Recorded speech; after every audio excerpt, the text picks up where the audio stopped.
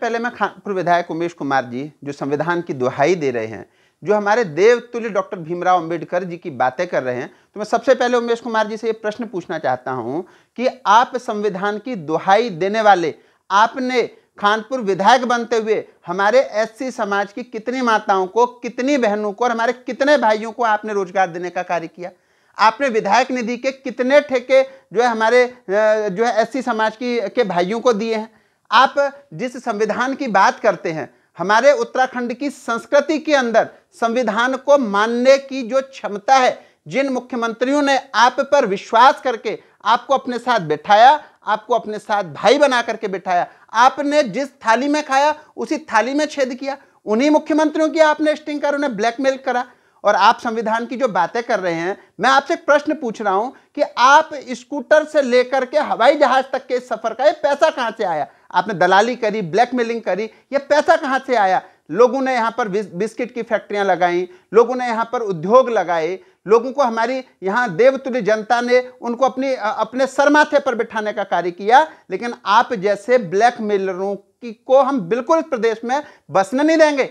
आपने सिवाय स्टिंगबाजी के, ब्लैकमेलिंग के ऐसी कौन सी फैक्ट्री लगाई जो इस प्रदेश के युवाओं को रोजगार देने का कार्य किया हो, प्रदेश हित में किया हो? आपने किसी अधिकारी को, मैं तो उन अधिकारियों के कलेजे को की भी दाद देता हूं जिन्होंने आज भी आपके सारे कृत्यों को जानने के बाद भी आपके साथ बैठे हुए हैं, आपकी गोद में बैठे हुए हैं, जिन अधिकारियों को आप हरिद्वार ले जाने के सपने दिखा रहे हैं और वो आपको नमस्ते नमस्ते कर रहे हैं।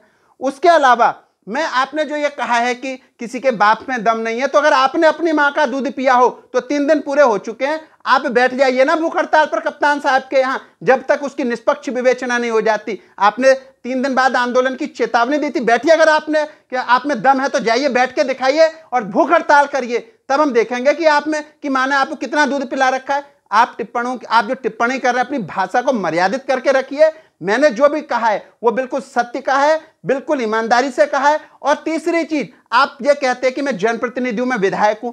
आपने सबसे पहले, मैं आपको एक ये वीडियो दिखाता हूं, आप ये देखिए। आप इस वीडियो में पहले एक चीज कह रहे हैं, भारत माता की जय नहीं बोलेंगे, आप भारत माता की जय नहीं बोलेंगे तो आप पाकिस्तान जाएंगे। उसके तुरंत बाद आप इसी वीडियो में यह कह दे रहे हैं कि मैंने ऐसा नहीं कहा।